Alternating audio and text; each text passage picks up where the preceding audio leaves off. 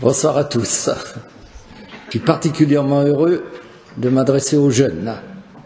J'ai longtemps enseigné à l'ECM et je pense que ce que vous allez entendre maintenant est très important pour vous. En préparant cet enseignement, je me disais, mon Dieu, si on m'avait dit ça quand j'avais 20 ans, j'aurais gagné beaucoup de temps dans ma vie spirituelle. Alors vous avez le privilège, à 20 ans et des poussières, de l'entendre. Alors, profitez-en à plein, que le bon Dieu ouvre votre cœur et qu'il donne la croissance à ce que je vais semer maintenant. Nous sommes le samedi dans l'octave de Pâques. Donc on est dans l'exultation de Pâques. On est, comme on entend dans la préface, tous les jours, depuis une semaine, nous sommes rayonnants de la joie pascale. On est dans l'euphorie de la victoire du ressuscité. Il est vaincu, le prince de ce monde, gloire au Christ vainqueur qui nous a sauvés. Oui, mais attention à pas quitter trop tôt le stade, à pas quitter trop vite. On a gagné, oui, on a gagné, c'est vrai. Et le match aller, la première manche, c'est Satan qui a gagné. On vous a expliqué ça. Ça s'appelle la rupture originelle, le péché originel. Satan a été vainqueur d'Adam et Ève, trop crédules, trop jobards. Ne soyons pas jobards dans notre vie spirituelle. Mais match retour, deuxième manche, Satan a perdu, Jésus trop fort, Jésus vainqueur, Satan KO, on a gagné. On roule les banderoles et on s'en va. On a tort, parce qu'après la deuxième manche, il y a une troisième manche. Ça se joue en 3 manches, la vie spirituelle. Et la troisième manche, c'est la mienne, c'est la tienne, c'est celle de chacun de nous. C'est celle de chacun de nous. Jésus, qu'est-ce qu'il a fait? Il nous a réouvert le chemin du ciel, dont Adam et Ève ne voulaient plus. C'est pas Dieu qui a chassé Adam et Ève du paradis, c'est Adam et Ève qui sont partis. Ça ne nous intéresse pas. Ton projet d'amour, ton projet de bonheur, on n'en veut pas. Jésus, lui, est venu dire en notre nom à tous, on en veut bien. L'alliance est rétablie. Le chemin du ciel est réouvert. Mais c'est à toi de marcher sur le chemin du ciel. Jésus ne va pas le faire pour toi. Nous ne sommes pas, et c'est un bonheur, nous ne sommes pas des robots programmés pour le ciel. Tu iras au ciel si tu marches sur le chemin, et tu n'es pas obligé de marcher sur le chemin du ciel. Tu es libre. Saint Augustin disait, Dieu qui nous a créés sans nous, on ne nous a pas demandé notre avis pour naître en ce monde, n'a pas voulu nous sauver sans nous. Nous serons sauvés si nous le voulons. Nous serons sauvés si nous marchons sur le chemin du ciel. Le chemin du ciel, c'est le chemin de la sainteté. Chacun de nous est attendu en Dieu, pas à côté de Dieu, en Dieu. Je veux que là où je suis, dit Jésus, eux aussi soient avec moi. Jean 17, 24.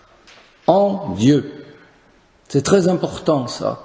On n'est pas dans les communs du château avec le propriétaire qui est dans le château et nous admis dans sa proximité. Nous ne sommes pas admis dans la proximité de Dieu, nous sommes attendus dans sa sainteté. C'est magnifique cette formule, elle est de Jacques, notez-la. Nous sommes attendus dans sa sainteté, mais Dieu c'est le Dieu 3 fois saint, on le chante dans le credo. Alors pour entrer en Dieu 3 fois saint, il faut être saint. Voilà. Et être saint, c'est pas facile. On ne naît pas saint, on le devient. peineusement. Pour y arriver, il faut combattre. Il n'y a pas de sainteté sans combat spirituel, dit le catéchisme, c'est clair, c'est bref, c'est lapidaire, c'est à la question 2015. Jésus nous l'a dit, luttez pour entrer par la porte étroite. On a donc raison de parler de combat.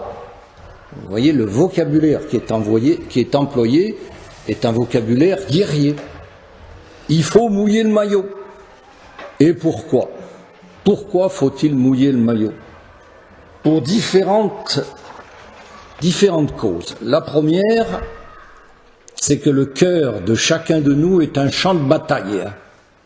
Il y a en nous une tension entre un désir du bien, un désir du mieux, un désir du haut, et puis une pesanteur, la pesanteur de notre nature qui nous tire vers le bas, qui nous empêche de décoller, qui nous retient par les basques. Et c'est très douloureux la condition de l'homme, parce que cette tension est perpétuelle. Nous la vivrons jusqu'à notre dernier soupir. Saint Augustin disait, et là c'est une référence que vous n'oublierez pas, c'est dans le livre des Confessions, chapitre 1, verset 1. Confession 1:1. Tu nous as fait pour toi, Seigneur. Alors en latin, c'est ad te, vers toi. Tu nous as fait orienter vers toi. On a le désir d'aller vers toi. Le Concile disait, Concile Vatican II, Dieu a mis en l'homme une aspiration, c'est ce que j'essaye de vous dire, une aspiration vers le bien. Et le grand saint qui était Saint Ignace d'Antioche, qui a été martyrisé au 1er siècle, il disait, et bon, beaucoup le connaissent parce que c'est célèbre, il allait vers le martyre à Rome, et il disait surtout n'intervenez pas pour me libérer, je veux mourir, parce que je veux rentrer en Dieu. Et il disait, il y a en moi une eau vive qui me dit viens vers le Père. C'est ce que je suis en train d'expliquer. Nous sommes attirés par notre destination qui est la Sainte Trinité, qui est Dieu se fait homme pour que l'homme soit fait Dieu, pour que l'homme soit divinisé. Voilà. Et j'aime beaucoup cette formule du cardinal de Lubac, qui était un expert au Concile Vatican II. Quelque chose est dans l'homme qui dépasse tout horizon terrestre, et écoutez bien, et cherche sa respiration dans l'éternel. Et alors voilà pourquoi notre monde d'aujourd'hui est si malheureux, parce qu'il ne peut plus respirer dans l'éternel. On lui a dit, on a tiré une grande fermeture éclair sur le ciel, on lui a dit, il n'y a rien là-haut, circulez, il n'y a rien à voir. Et alors l'homme d'aujourd'hui est asphyxié, parce qu'il ne peut plus aller respirer dans l'éternel. Voyez, ça, c'est l'élan. On est un peu comme les saumons, hein. Ils ont, comme ça, ils remontent les torrents, ils ne savent pas pourquoi, mais ils sont fabriqués comme ça. Nous, on est fabriqués, attirés vers Dieu. Tu nous as fait orienter vers toi, Seigneur. Ça, c'est super, mais voilà, la montgolfière décolle pas parce qu'elle est trop lestée. Notre nature nous tire vers le bas. Notre nature est blessée depuis le péché originel, hein, depuis la rupture originelle. Hein. Et alors, il faut bien comprendre que notre nature blessée est inclinée vers le mal. Ça paraît incroyable, hein, mais c'est pourtant ça. Prenons un exemple, la prière. Nous sommes tous bien convaincus qu'il faut prendre un temps de prière tous les jours, chaque jour. Et combien de fois nous remettons à demain, nous remettons à plus tard, nous remettons à un autre jour. Vous voyez bien la tension que je décrivais. Oui, je vais faire ma prière, on verra plus tard. Voilà. Oui, non. La tension, mon cœur est un champ de bataille. Saint Paul disait dans l'Épître aux Galates, c'est au chapitre 5, verset 16, il y a un affrontement entre les tendances de la chair et les tendances de l'esprit. Un affrontement qui nous empêche de faire ce que nous souhaiterions faire. Et alors Saint Paul, il gémit, Romains 7, 18, il faut le savoir par cœur, « Malheureux homme que je suis, vouloir le bien, faire le bien, je peux pas. » Voilà. C'est notre condition à tous. On veut bien agir. Et puis, ça se passe pas comme on voulait. Voilà. Alors, il faut être bien au clair avec ce que je viens de vous décrire, avec cette ambivalence. Bien au clair. Il ne faut pas nous voir plus forts que nous sommes dans la réalité. Notre bienheureux pape Benoît XVI, qui était une lumière dans ce qu'il nous disait, il disait dans un message de Carême qui a maintenant 5 ou 6 ans, écoutez bien, l'homme est fragilisé par une blessure profonde. J'ai parlé de notre nature blessée, conséquence du péché originel. On découvre dans le cœur humain une mystérieuse complicité avec le mal.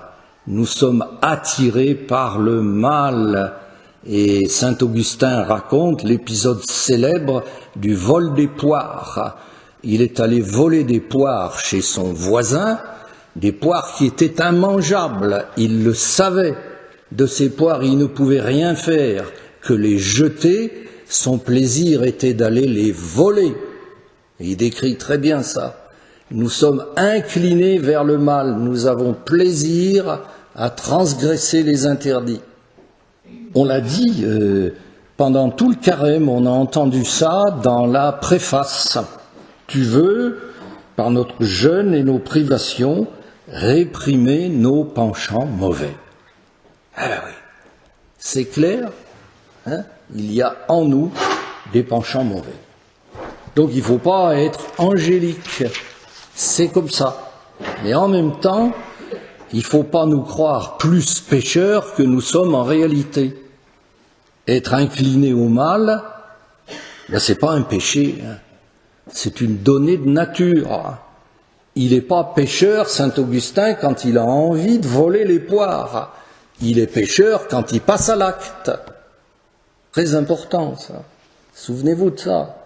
Des fois, vous allez vous accuser en confession de vos mauvaises pensées. Mais c'est absurde. Les mauvaises pensées, nous en avons tous, parce que nous sommes fabriqués comme ça. Ce qui est important, c'est quand elles sont mauvaises, c'est d'y résister. Cette déficience de notre nature blessée, c'est une fragilité, c'est une difficulté structurelle. Ça nous donne du fil à retordre. Mais on peut s'en sortir. On peut s'en sortir. Donc, première explication, pourquoi il faut mouiller le maillot pour marcher sur le chemin de la sainteté, pour grandir en sainteté, notre nature blessée par le péché des origines. Et alors voilà que cette déficience de notre nature, l'agir du diable vient l'aggraver. Qui dit combat dit adversaire. Alors notre adversaire, il a un nom, c'est pas un mythe, c'est une réalité, il s'appelle le diable. Jésus s'est affronté au diable dans le désert, vous vous souvenez, et à Gethsémani. Donc le diable existe, et Jésus en a parlé, et il nous a dit ce qu'il fallait qu'on en retienne. Le diable est tueur d'hommes depuis le commencement. Vous lirez peut-être dans vos Bibles homicide, mais homicide ça veut dire tueur d'hommes. Le diable c'est l'ennemi de Dieu. Contre Dieu il ne peut rien. Alors il s'attaque aux bien-aimés de Dieu que nous sommes, aux chouchous du bon Dieu. En faisant du mal au bien-aimé de Dieu, il va atteindre Dieu par ricochet. Voilà. Il ne veut pas de mal à nous. À travers nous, c'est Dieu qui est visé. Vous comprenez ? Tueur d'hommes dès l'origine. N'attendez rien de bien du diable. Le diable qui est le mauvais ne vous veut que du mal. Alors qu'à l'inverse, Dieu qui est le bon Dieu ne peut nous donner que du bien. Ce pourquoi, ça n'est jamais Dieu qui nous envoie un cancer. Il peut pas. Il sait pas. Dieu, c'est le bon Dieu. En Dieu, tout est bon. Dieu ne nous donne que du bon. Vu, ça bouscule. Vous réfléchirez. Tueur d'hommes depuis le commencement. Et ensuite, il n'y a pas de vérité en lui, il est menteur et père du mensonge. C'est très important. Dans notre temps d'aujourd'hui, la vérité n'existe plus. Le mensonge, ça n'a strictement aucune importance. Je prends un exemple. Volkswagen a triché. Il a avoué qu'il avait triché. C'est clair, il a triché. Alors là, attention les ventes. Ah oui, attention les ventes. Il a triché en 2015. En 2016, les ventes de Volkswagen n'ont jamais été aussi importantes de toute son histoire. Et les profits de Volkswagen n'ont jamais été aussi importants de toute son histoire. Il a menti, béni soit-il. Vous voyez, la vérité n'existe plus. Le diable est aux manettes. Le diable est aux manettes. Quand j'étais jeune, un commerçant qui faisait faillite, il était suspect d'avoir triché, il n'avait plus le droit de se présenter à quelque élection que ce fût. Vous voyez le chemin qu'on a fait. Le diable, c'est le père du mensonge. Alors ce mode, et c'est important pour vous les jeunes, nous les anciens, on l'a tellement éprouvé qu'on sait, mais vous risquez de vous faire avoir. Son mode opératoire n'a pas changé depuis le péché originel. Dieu nous a dit que si on mangeait du fruit, ce serait pas bien pour nous. Pas du tout, pas du tout. Mais non, mais non.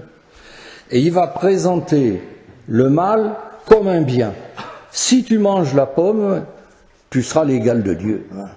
Ah bon, alors vous relisez le texte. Ève vit que le fruit était désirable. Il vous fait désirer le mal en vous le présentant comme un bien. Exemple. Tu fumes pas de joint? C'est trop cool. Hein? Ben non, je fume pas de joint parce que c'est pas bon. Mais pas du tout. Le cannabis, c'est inoffensif. D'ailleurs, on va très prochainement en dépénaliser l'usage. Et puis c'est pas cher, tu sais. Bon rapport qualité-prix. Oh, alors il n'y a qu'une solution. Menteur. Le cannabis, c'est l'antichambre des drogues plus dures. Il est pas cher parce qu'il va me rendre accro à la drogue. Alors après, je serai dépendant et je paierai cher, très cher, des drogues dures qui vont me détruire. Menteur. Non, je ne fume pas de joint. Vu? C'est le menteur. Chaque fois que vous avez une inspiration dont vous sentez bien qu'elle n'est pas d'aplomb, ne discutez jamais avec Satan. Jamais. Nous allons voir tout à l'heure que Jésus dans le désert n'a pas discuté avec Satan. Vous dites menteur. Mais vraiment. Et vous verrez, vous serez libérés, vous allez passer à autre chose. Voilà. Mais, troisièmement, donc, nature blessée, inclinée au mal. Deuxièmement, l'agir du diable qui nous pousse à mal agir. Diabolos, ça veut dire celui qui se met en travers. Dia, le diamètre. Vous voyez? Donc, le diabolos va toujours être en travers de notre relation à Dieu. Il ne veut pas que ça fonctionne. Le saint curé d'Ars l'appelait le grappin. Qu'est-ce que ça veut dire? Le grappin dans le pays du curé d'Ars, c'est la petite fourche en bois avec laquelle les agriculteurs ramassent les patates. Crac! Donc on arrache la pomme de terre de la terre dans laquelle elle est. Voilà le grappin. Il veut m'arracher de ma relation avec Dieu dans laquelle je suis fait pour vivre. Vu? Donc en plus du diable, quand on dit à la fin du Notre Père, délivre-nous qu'est-ce qu'on dit? Moi je dis toujours du mauvais, c'est pour ça.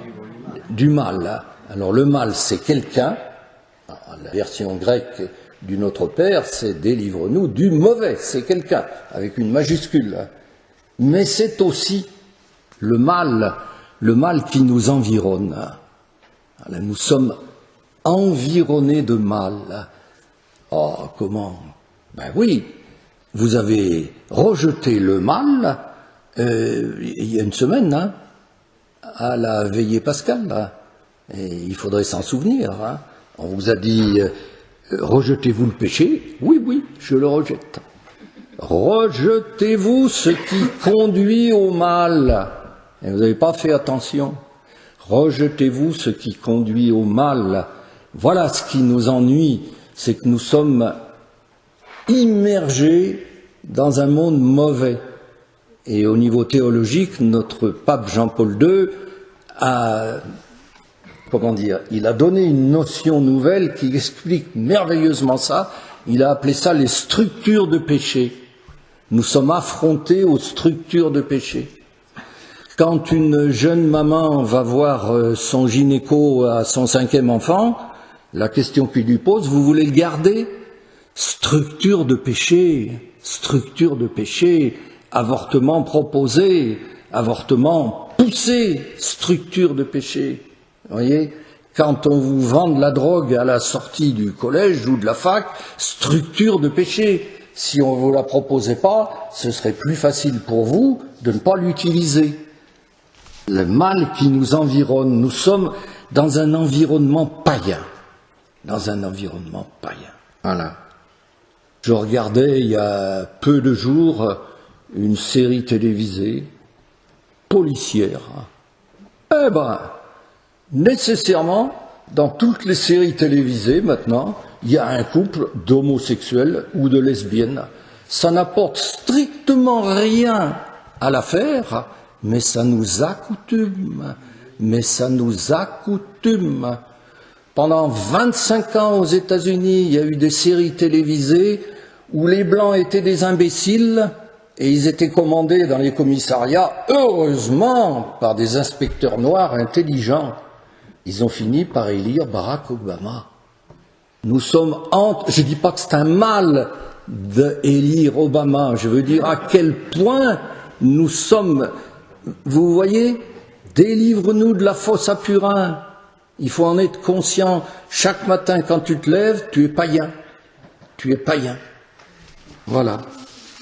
Bon, j'avais mis la loi n'est plus un critère d'appréciation du bien, ça va de soi. Hein. Il y a 50 ans, ce qui était légal, c'était bien. Et ce qui était mal, c'était illégal. Maintenant, la loi nous pousse au mal. Hein. On ne peut pas dire que le mariage des gens de même sexe soit un bien. C'est légal. Voilà. Donc ne te fais pas avoir parce que c'est légal. Ça n'est pas parce que c'est légal que c'est bon. J'insiste sur le fait que je n'ai jamais prononcé jusqu'à maintenant le mot péché. Spontanément, vous avez tendance à dire, le combat spirituel, c'est se retrousser les manches pour pas faire de péché et pour aller au ciel. Ben non, c'est pas ça. C'est pas ça. Ce qui est important, c'est de poser des actes bons pour moi, des actes qui vont me grandir, des actes qui vont m'épanouir.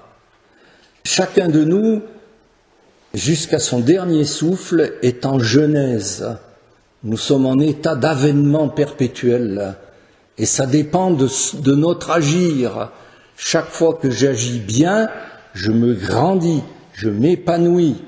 Je réjouis le cœur de Dieu parce que ce bourgeon qu'il a suscité à l'existence, le voilà qui donne toutes ses virtualités. Et à l'inverse, le cœur de Dieu est attristé quand j'agis mal, quand je fais ce qui est mauvais pour moi. Saint Paul il dit je vois le bien et c'est le mal que je fais. Et il dit pas ça. C'est la traduction, c'est beaucoup mieux. Il dit « je vois ce qui m'améliore Et c'est ce qui me détériore que je fais. L'acte mauvais, c'est ce qui me détériore. C'est ce qui fait que le bourgeon de la fleur reste fripé et que le bon Dieu en est désolé.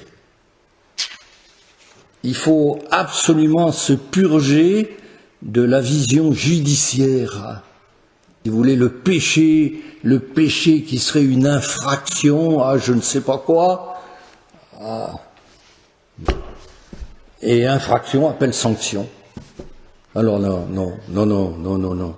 Ça, c'est la vision pénale. Hein. Viens ici qu'on te punisse.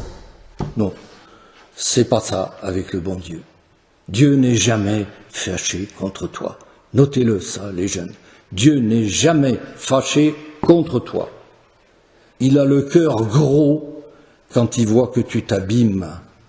Dieu déteste le péché parce que le péché m'abîme et parce que je suis le bien-aimé de Dieu. Le bon Dieu dit, viens ici qu'on te guérisse. C'est tout à fait autre chose. Le sacrement de la réconciliation est un sacrement de guérison. Il y en a deux, le sacrement des malades et le sacrement de réconciliation. C'est pas Jacques qui le dit, c'est le catéchisme, c'est la foi de l'Église. Viens ici, qu'on te guérisse parce qu'on t'aime. Bon, fin de l'état des lieux. Pas très encourageant. On a une nature blessée, inclinée au mal. On a le diable menteur qui nous pousse au mal. Et on a les structures de péché qui en font autant et qui nous conduisent au mal. Comment est-ce qu'on va s'en sortir? On va respirer un petit peu et vous écouterez ce que vous allez chanter parce que c'est déjà un début de solution. C'est page 402.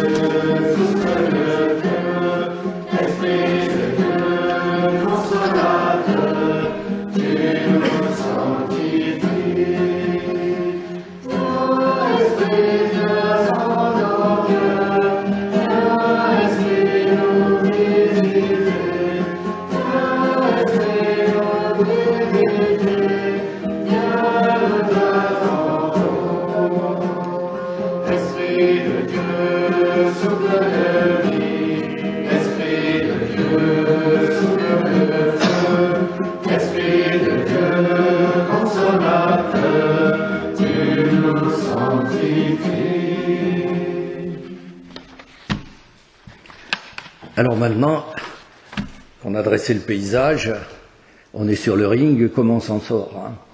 Comment on s'en sort? Comment sortir vainqueur du combat spirituel? Premièrement, attitude basique, être vigilant, attentif, ouvrir l'œil, vigilater, dit saint Pierre dans sa première épître. Soyez vigilants, votre adversaire le diable, comme un lion à l'affût, rôde, cherchant qui dévorer. Vigilatez. Jésus va dire la même chose à Gethsémani, aux 3 apôtres qui l'ont accompagné. Vigilatez. Alors, j'ai pris mon dictionnaire latin, puisque j'ai la chance de connaître un peu le latin. Vigilatez, ça veut dire ne dormez pas. Ne dormez pas. Gethsémani, vous vous souvenez, clair. Et on leur a dit, ils ont dormi quand même, et plouf, bien sûr. Après, on connaît la suite. Ils ont dormi, ils n'ont pas fait ce que Jésus avait dit, et après, ils se sont carapatés, ils sont tous partis, tous. Ils n'ont pas été vigilants. Vigilatez. Soyez vigilants. Soyez en alerte. Et Jésus a ajouté, et priez. Et priez pour ne pas succomber à la tentation. Et non pas pour ne pas entrer en tentation. Entrer en tentation, ça ne veut rien dire. Et le problème, c'est d'en sortir, vainqueur. On peut entrer en tentation sans faire de péché, vous comprenez? Priez pour ne pas succomber à la tentation. C'est ce que Jésus leur a dit à Gethsémani. J'ai une double référence, Marc 14, 38 et Matthieu 26, 41. Il dit la même chose. dans chaque cas. Priez, priez, priez. Alors, on pourrait s'arrêter là. Il y a 3 choses qu'il faut faire dans le combat spirituel. Premièrement, prier. Deuxièmement, prier. Troisièmement, prier. Vous vous souviendrez? Prier régulièrement. La régularité est une forme de vigilance. Voyez, vous pouvez prier 1 heure chaque dimanche. Mais il vaut mieux prier 10 minutes chaque jour.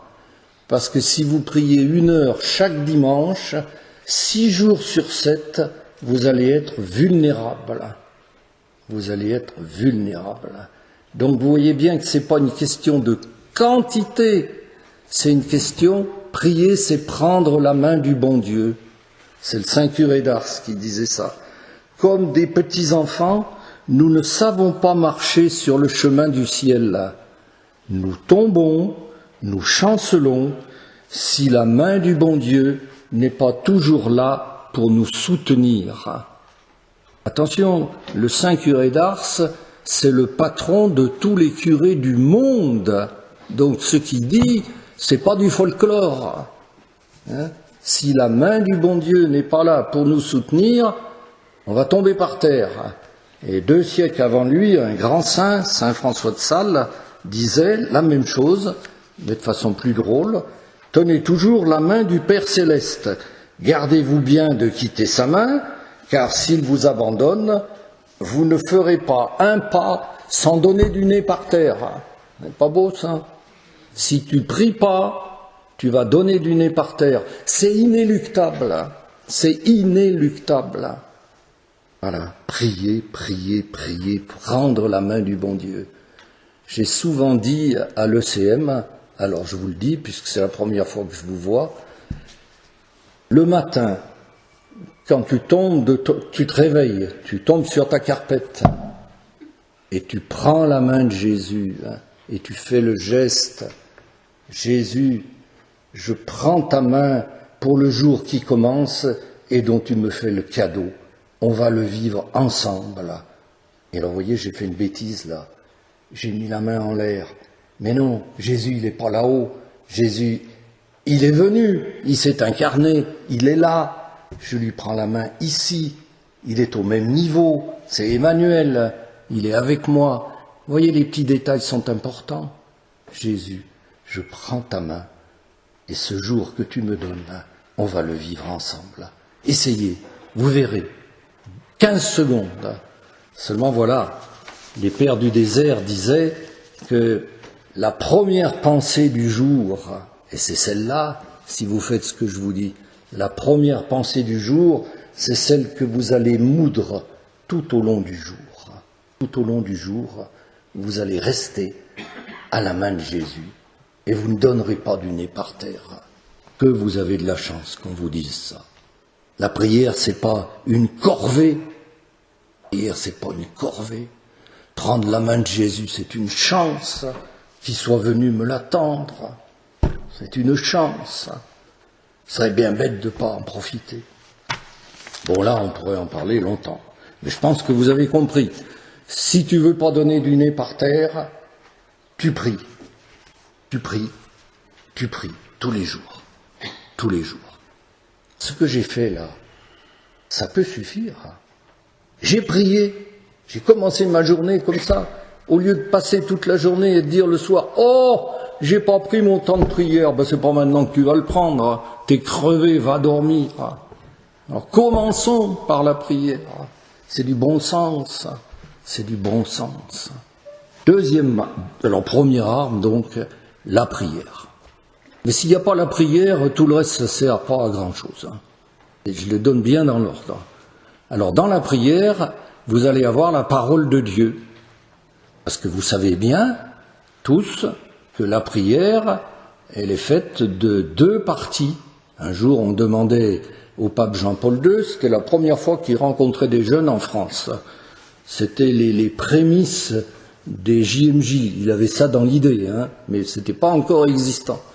Et donc, je crois que c'était au Parc des Princes, ou à Gerland, à Lyon. Parc des Princes. Merci les frères. Bon, on a des ténors là. Et donc, on lui pose des questions. Et il y a une jolie question qui lui est posée. Comment prie le pape? Écoutez bien la réponse. Il répond donc Saint Jean-Paul II. Le pape, il fait comme tout le monde. Il parle et il écoute. Et après, il écoute. Il prend la parole de Dieu. Il la lit. Il la médite. Elle porte du fruit dans son cœur. La prière ne se limite pas à la prière d'intercession. Et puis tu sais, et puis tu sais, et puis tu sais. Il sait tout ça, le bon Dieu. Tandis que ce qu'il va nous dire dans la parole qu'on va lire, nous, on ne le sait pas. Et ça va nous faire du bien. Donc, la parole de Dieu va nous éclairer sur le chemin. J'insiste pas trop. La parole de Dieu, psaume 119, 118, une lumière sur ma route. Une lumière sur ma route. Si tu lis jamais la parole c'est ton GPS spirituel. Si tu le branches jamais, tu vas errer comme un malheureux. Et le Satan va se débrouiller pour te maquiller les poteaux indicateurs et te faire aller là où il faut pas. Le Satan, c'est le naufrageur. Le naufrageur. C'était que les naufrageurs. Et les sacrés Bretons qui allumaient... Pardonnez le bord. Ils allumaient des feux sur la côte, là où il y avait plein de rochers, pour que les bateaux viennent se fracasser sur les rochers, et après eux, ils ramassaient la cargaison. Eh bien, c'est ça, le Satan. Tu devrais faire ça. Fume un joint. Naufrageur. Naufrageur. Ce qu'il veut, c'est que tu te fracasses. Voilà. Vous voyez, on est au chapitre 6 de Saint Jean. C'est le chapitre du pain de vie. Alors Jésus dit des choses invraisemblables. Si tu manges ma chair et bois mon sang, tu auras la vie éternelle. Les gars, ils sont affolés. Ils croient qu'on les incite au cannibalisme et ils s'en vont. Ils s'en vont.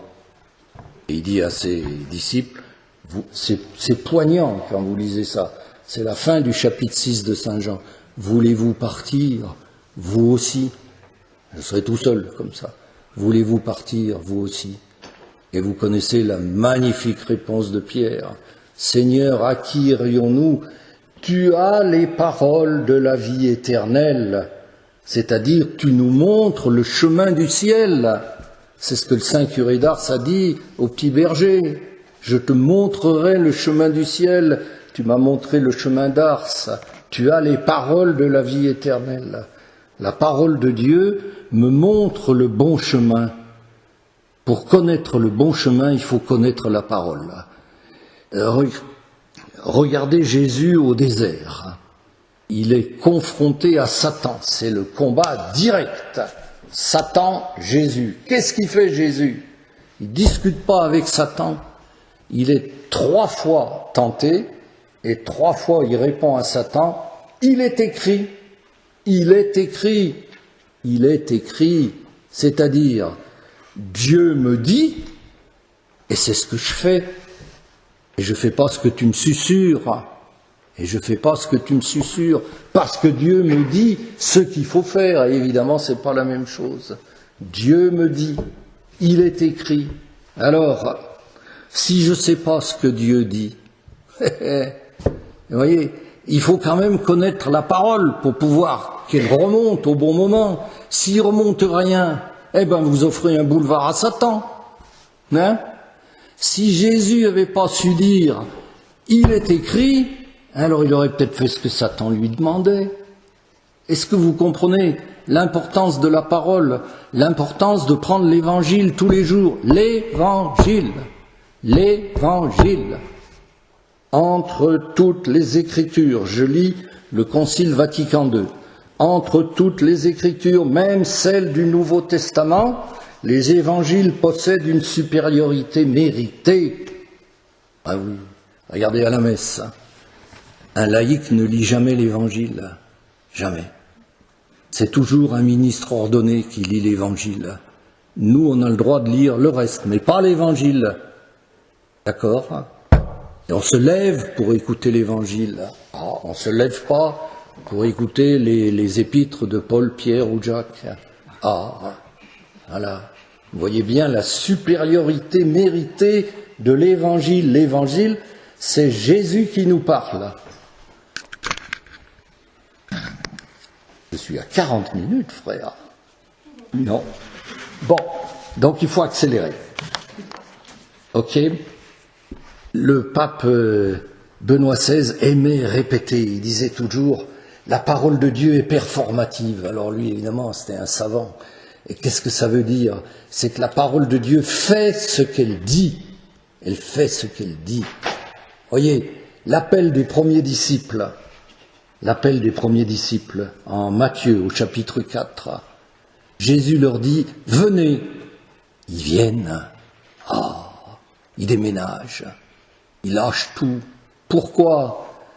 Parce qu'avec la parole est donnée la grâce pour faire ce qu'elle demande. Quand Jésus dit à la femme adultère « Personne ne t'a condamné, moi non plus je ne te condamne pas. Va et ne pêche plus. » Facile à dire. Ça vous a jamais choqué, ça? Va et ne pêche plus. Comment elle va faire? Mais parce qu'avec la parole, il y a la grâce nécessaire. Venez à ma suite. Ils viennent, ils déménagent. La parole est performative et c'est pour ça qu'il faut la lire. Et puis elle rentre. C'est un autre enseignement, ça. Mais elle rentre et toute seule, elle grandit. Donc, inutile de passer 100 ans sur un verset pour dire « je comprends pas ». Lis-le, relis-le, il rentre en toi, et puis le bon Dieu fait le reste. Mais lis-le, lis-le. Alors vous avez Magnificat, vous avez prié en église, vous avez, vous les jeunes, vous avez sur votre smartphone l'évangile au quotidien.org. C'est pas attaché, l'évangile au quotidien, c'est attaché au contraire. .org. Vous choisissez, vous prenez soit l'évangile tout seul, soit l'évangile et le psaume, soit l'évangile et la lecture. Moi, je vous conseille, en commençant l'évangile et le commentaire qui est donné, qui en général est excellent. C'est très souvent des pères de l'Église ou des grands saints. Il ne faut pas être modeste, il faut être réaliste. L'évangile, l'évangile, l'évangile. Bien. La parole de Dieu. Alors, premièrement, prier. Deuxièmement, dans sa prière, lire la parole. Troisièmement, ne pas rester seul. Ne pas rester seul. Faire église. Bon, nous, ici, c'est bon. On est en communauté, on est en ECM. Un chrétien seul est un chrétien en péril, disait le cardinal Lustiger. Il ne faut pas rester seul. Jamais. Regardez. Le lion dont parle Pierre, il s'attaque aux traînards. Quand il y a un troupeau de zèbres, le lion aime beaucoup les zèbres. C'est gras, c'est agréable. Il attaque les traînards. Il fonce pas dans le troupeau. Il attaque le dernier, celui qui est poète, qui est resté derrière. Celui-là, il est foutu. D'accord? Vous voulez une illustration? Bien. Alors, c'est dans l'Évangile, au chapitre 22 de Luc. Jésus est arrêté. Pierre, il n'est pas vraiment parti. Mais, verset 54, quant à Pierre, il suivait de loin. C'est l'Évangile. 3 versets plus loin, il commence à renier Jésus. Il suivait de loin. Pas assez près. Pierre, t'es tout seul là. T'es foutu. Faire église. Un frère appuyé sur un frère est une citadelle imprenable. Proverbe 18. Le diable s'y casse les dents. Donc vous avez raison de faire le CM, de faire les lundis de Jésus, voilà. Et nous, d'être en communauté. C'est bizarre quand même.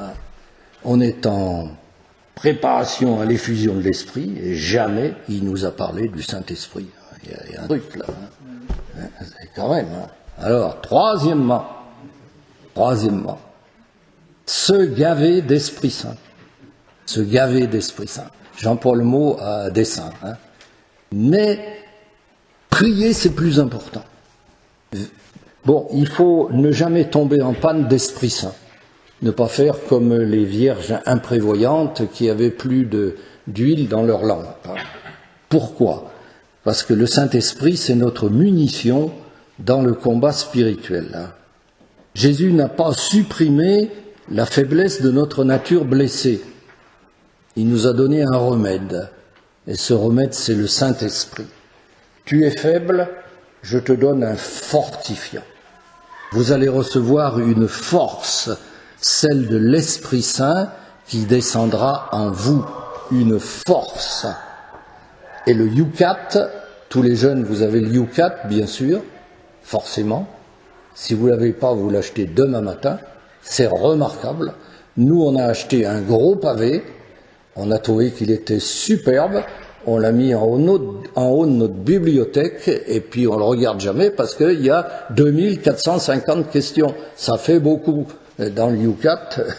Voilà. Alors le Yucat, il dit bien, cette force que Dieu nous donne, nous l'appelons la grâce. Voilà. La grâce, c'est le Saint-Esprit, c'est la force de Dieu. Le secours que Dieu nous donne. Voilà. Vous remarquerez que Jésus, quand il va affronter le diable au désert, il attend d'avoir été baptisé et rempli d'Esprit Saint. L'Esprit Saint descend sur lui quand il est dans les eaux du Jourdain, alors, et alors seulement, il va au désert s'affronter à Satan. Luc 4, chapitre 1, il a pris la peine de noter, Jésus, rempli d'Esprit Saint, fut mené au désert pour être tenté par le diable. Là, il va gagner parce qu'il est plein d'Esprit Saint. Il a la cartouchière garnie. Voilà. Alors, se gaver d'Esprit Saint, c'est avoir une vie sacramentelle, là. Hein? Vous allez à la messe, voyez, voilà l'ordonnance. Vous priez tous les jours. Vous allez à la messe toutes les semaines et vous vous confessez tous les mois. C'est facile. Hein. Alors, sur la messe, on est bon. Sur la prière, on n'est pas trop bon. Et sur la confession, tu t'es confessé? Ah oui, faut que j'y aille. Ah oui, oui, tous les mois. Non mais c'est important. Hein. La confession n'est pas d'abord un détergent pour le passé, c'est pas aller effacer l'ardoise, c'est un fortifiant pour l'avenir. Je l'ai dit, Dieu te guérit, Dieu te fortifie. C'est important, important. Voilà. Donc vous avez toujours un œil sur votre stock d'Esprit Saint. Vous comprenez que si vous n'êtes pas confessé depuis 3 mois, le stock il a baissé. Et vous allez à la messe, oui, mais qu'est-ce que vous faites après la communion? Quand nous serons nourris de ton corps et de ton sang et remplis de l'Esprit Saint. C'est ça, hein? C'est pour ça qu'on y va. Oui, mais attends, si tu rentres de la communion pour chanter avec les gars, et tu parles pas au bon Dieu, zéro. Eh oui, il suffit pas d'aller à la messe pour être rempli d'Esprit Saint. Il faut accueillir l'Esprit qu'on a reçu. Accueillir, on a quelque chose à dire. Quelque chose, quand même, un peu de silence. Bon, vous avez compris, vous vous gavez d'Esprit Saint, vous avez une vie sacramentelle sérieuse. Tous les jours, toutes les semaines, tous les mois. Voilà. Le danger, c'est de croire qu'on peut s'en tirer tout seul. Non, non, non. C'est une hérésie. L'hérésie d'un certain Pélage. Au début du IVe siècle, du Ve siècle. Pélage, c'était un moine irlandais. Il était roux, on s'en fout, mais moi ça m'a toujours... Voilà, j'ai appris beaucoup de choses dans mes études de théologie, il y en a beaucoup que j'ai oublié, mais que Pélage soit un moine roux, ça m'a toujours enchanté parce qu'il était irlandais, il était roux comme la bière de son pays. Et alors, il a dit des grosses bêtises, Pélage. Il a dit, la grâce, le Saint-Esprit, c'est bien, mais c'est la cerise sur le gâteau, on peut s'en passer. Et l'Église l'a condamné, c'est une hérésie, il a été condamné au Concile de Carthage en 418. Et le bon Dieu a suscité, pour qu'on soit au clair, l'immense Saint Augustin dont on a parlé, dont vous connaissez par cœur, n'est-ce pas, Confession 1.1, et là vous aurez l'air savant. Il a suscité Saint Augustin qui est le docteur de la grâce, qui nous a expliqué ça. que Pélage, c'était absurde. Et Pélage, il n'était pas bien malin, parce que s'il avait lu l'Évangile, il y a quand même, Jésus nous l'a dit, hein, sans moi, vous ne pouvez rien faire. Entre parenthèses, de bon. Vous pouvez faire des tas de bêtises sans moi, la preuve. Hein. Mais sans moi, vous ne pouvez rien faire. Jean 15, 5, il faut savoir ça par cœur. Sans moi, vous ne pouvez rien faire. Prenez ma main. Le combat spirituel, ça se joue en double. Je suis au tennis, là. Hein. En face, c'est normal, on a le diable et les structures de péché. On ne va pas être tout seul, nous. On va pas. Alors, de l'autre côté du filet, il y a moi, et puis tout ce que je vous ai dit. Voilà, la main de Jésus, l'Esprit Saint. Voilà. Il faut avoir l'humilité. Nous, on avait un fondateur qui était un saint. Je pense qu'on ne se trompe pas en le disant, ça va venir. Et il répétait tout le temps, nous sommes des pauvres types, nous sommes des pauvres types. C'est de là que ça part. Si tu es convaincu que tu es un pauvre type, alors tu vas aller prendre la main de Jésus, alors tu vas faire ta prière, alors tu vas aller te confesser, parce que tu sais que tu vas pas t'en sortir tout seul. Là. Si tu fais pas ça, tu es une nuque raide. Étienne, qui est devant le tribunal et qu'on va condamner, il les apostrophe. C'est dans les Actes des Apôtres au chapitre 7, on va bientôt le lire. Nuque raide toujours, vous résistez à l'Esprit Saint. Ah, vous résistez à l'Esprit Saint. Nuque raide. Alors nuque raide, vous ne pouvez pas comprendre. Et c'est une image pastorale. Là. Dans les pays d'agriculture, ceux qui tirent les charrettes, c'est les bœufs.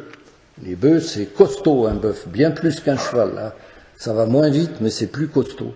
Et les bœufs, pour tirer les charrettes, on les mettait par deux. Il y avait un joug à double entrée. Vous êtes d'accord? Et il y avait des sales bêtes qui refusaient de venir tirer avec un autre. Hein. On leur tapait dessus, ils ne voulaient pas. C'était la nuque raide. Voilà, la nuque raide, celui qui ne veut pas tirer à deux. Il dit, moi, je vais tirer tout seul, là. Nuque raide. Ne soyez pas des nuques raides. Voilà. Il me donne encore 5 minutes, le frère, ou il faut que j'arrête? Ah oui, j'ai 5 minutes. J'ai 5 minutes, le frère. Alors, bon, vous en avez beaucoup, là. Hein, mais prenez ça au sérieux. J'ai volontairement simplifié. Il y a d'autres choses qu'on pourrait dire. Mais l'essentiel est là. Vous voyez, il y a aussi un équilibre de vie, les jeunes. Si vous vous couchez tous les jours à minuit, ça marchera pas. Ça marchera pas. D'accord? Bon, mais ce que je vous ai donné, ça vous suffit. Mais prenez-le au sérieux. Alors, pourquoi tous ces efforts pour gagner la 3e manche? Pourquoi tous ces efforts pour être vainqueur du combat spirituel? Eh ben, pour aller au ciel, là. Boutiquier. Mais non, on n'achète pas le ciel, là. Le ciel, c'est gratos. Il est offert, retenez bien ça, à la table du festin des noces éternelles, il y a un Bristol à ton nom. Ta table est réservée. Tu viendras ou tu viendras pas, mais ta place est réservée. Tu n'as pas à gagner ta place, elle t'est donnée. Si vous voulez, c'est très important ce que je vous dis. Hein. C'est l'illusion des pharisiens au temps de Jésus. J'ai tout gagné si je suis en règle. En règle avec quoi? Je ne vous ai jamais parlé de péché. Si je suis en règle, et les malheureux, ils avaient 613 prescriptions.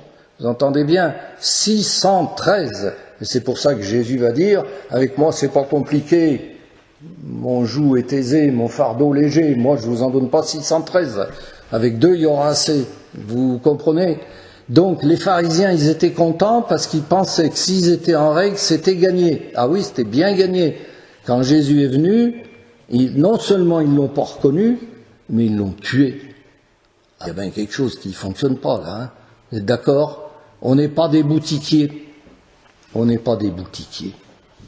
Nous, on sort du Vendredi Saint. C'est merveilleux de faire cet enseignement au temps de Pâques. Il y a une semaine, c'était le Vendredi Saint. Alors, on se souvient encore, c'est frais dans notre mémoire, on a contemplé Jésus mourant sur la croix, mourant d'amour pour chacun, et ça a été dit dans la louange. Et le frère qui l'a dit, il n'avait pas parlé avec moi. Donc ça lui a été inspiré par le bon Dieu pour que vous en soyez bien convaincus. Il n'y a pas de plus grande preuve d'amour que de donner sa vie pour ceux qu'on aime. Jean 15, 13. Eh bien, je meurs pour toi. Toi, je t'ai gravé sur les paumes de mes mains. Le pape François disait, il y a 2 ans, chacun de nous peut dire, Jésus m'a aimé, il s'est livré pour moi. Il s'est livré pour moi. Quand tu regardes la croix, tu vois Jésus qui meurt pour toi. Tu étais, écoutez bien, tu étais dans la pensée de Jésus quand il suait le sang à Gethsémani. Toi, pour toi, à Gethsémani, j'ai accepté de mourir. Faut que vous notiez ça, que vous vous souveniez de ça. Ben enfin, c'est pas possible. J'ai 15 petits-enfants, j'arrive même pas à me souvenir de leur nom. Il peut pas, Jésus, s'il y a. Mais si, oui, plus ceux qui vont venir. Ils sont un peu durs. Et ceux du ciel, ouais. Mais celui qui meurt, écoutez bien, il est vrai homme, mais il est vrai Dieu. C'est Dieu qui meurt. Un de la Trinité meurt sur la croix. Alors il peut te connaître à Gethsémani et accepter pour toi de mourir. Quand je suais le sang à Gethsémani, tu étais dans ma pensée. Oh, ouais, on a vu ça. Il faut regarder le crucifix, souvent, en se disant ça. Et puis on a entendu Jésus, hein. Le Vendredi Saint, on lit la Passion, et c'est pas le même évangile que celui des rameaux. L'Église nous le donne le Vendredi Saint, dans Saint Jean. Saint Jean, le théologien. Tout ça, c'est pas des hasards.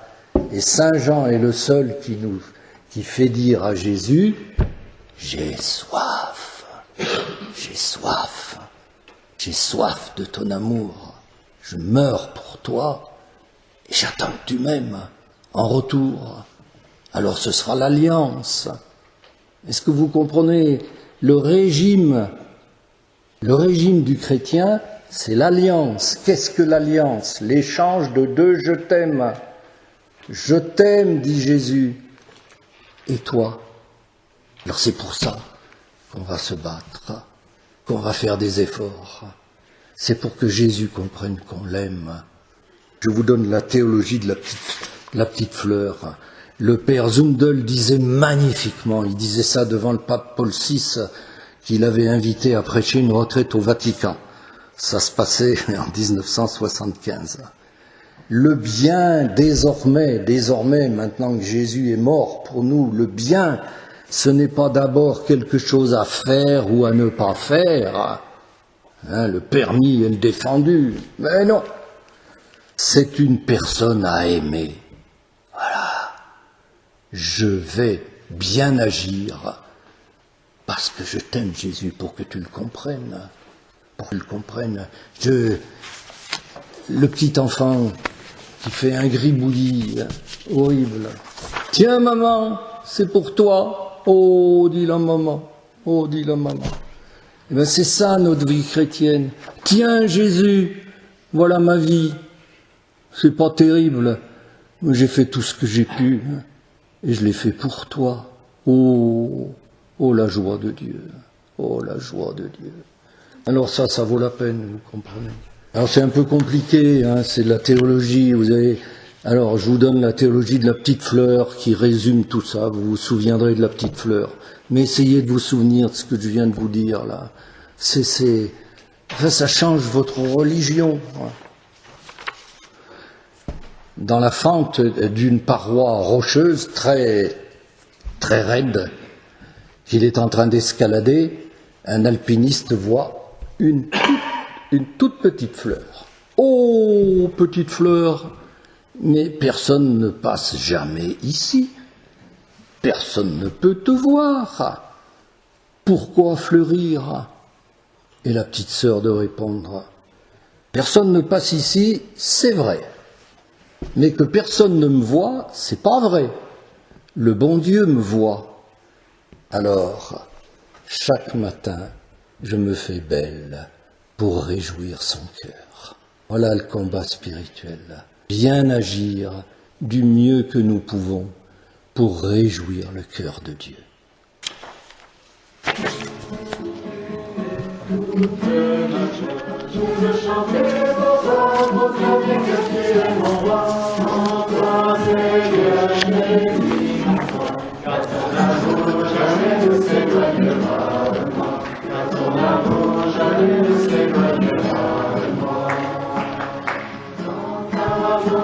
Thank you.